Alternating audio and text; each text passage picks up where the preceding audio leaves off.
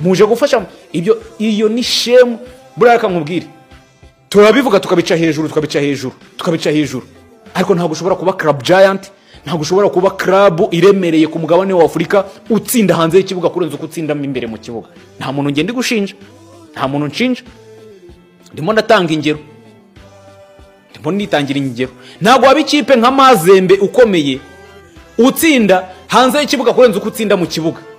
Abantu barakubwira ati hari ikipe imwe muri Kongo, muri Zamburi, niyo nta mutoza waba uhari igikombe bagitwara, kuko akenshi na kenshi hari n'igihe bigeze kumara sezo yose badatsinzwe, bakora icyo bita unbeaten, sezo irarangira baranje birukana umutoza. Icyo kiba kigaragaza ko umuntu utsinda ntago ari umutoza, utsinda ntago ari umutoza.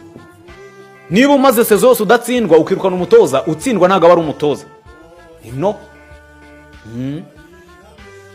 Aka kanya umutoza wageze finali ya Sekafa uherukamo kera, umutoza uri ku mwanya wa kabiri, umutoza atwaye igikombe cy'amahoro agatwara n'igikombe cy'ubutwari, uramwirukanye umuhaye akavagari k'amafaranga menshi inyuma. Nikigaragaza ko umutoza utamubara nyine mu bikorwa bya buri munsi by'ikipe. Umutoza ni nk'icyitiriro hari, niko mbitekereza. Nta muntu ndi gushinja, gusa nuko bimeze. So kuri Bugesera rero Kamite mvaho kipe ya Rayon Sport ku munsi w'ejo koze imyitozo